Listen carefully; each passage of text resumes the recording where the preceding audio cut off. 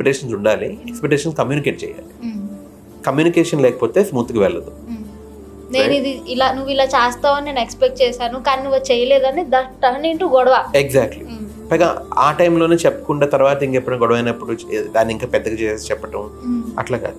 ఓపెన్గా కమ్యూనికేట్ చేయాలి. పైగా కమ్యూనికేషన్లో డిసగ్రిమెంట్స్ అవుతాయి, రైట్? నేను ఇట్లా అనుకున్నానంటే నువ్వు అట్లా అనుకుంటావు, నేను అనుకోలేదు అనుకుంటే అది కూడా నువ్వు తీసుకోవాలి, రైట్? ఎందుకంటే నీకు ఎక్స్పెక్టేషన్స్ ఉన్నట్టు ఎదురు మనిషి కూడా ఎక్స్పెక్టేషన్స్ ఉంటాయి నీ మీద. సో ఇద్దరు కలిసి you will have to discuss about that. Communication లేకపోవడం వల్లే గొడవలు అవుతాయి. సగం కాదు, 85% of the marriages fail because of lack of communication. Miscommunication కూడా కాదు, అసలు ల్యాక్ ఆఫ్ కమ్యూనికేషన్. చెప్పరు. ఆడవాళ్ళు పైగా తప్పు ఎక్కడ చేస్తారంటే ఏం కావాలో చెప్పకుండా వాళ్ళే చేసేస్తూ ఉంటారు. కొన్నాళ్ళ తర్వాత నువ్వేం చేయవు, ఇన్నేళ్ళు నేనే చేసుకుంటూ వచ్చాను పిల్లలకి కదా. ఇప్పుడు పిల్లలకి మీ హస్బెండ్ కూడా ఈక్వల్గా టైం కేటాయించాలి, స్కూల్కి తీసుకెళ్ళాలి, కమ్యూనికేట్ చేసి చెప్పాలి.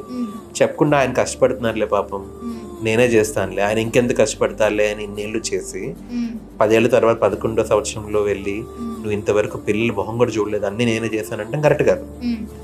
ఫస్ట్ నుంచి పిల్లలకి అనే ముందు కమ్యూనికేషన్ ఉండాలి. యాక్చువల్లీ మనం ఇవి చేద్దాం, ఇవి చేయకూడదు అని చెప్పి.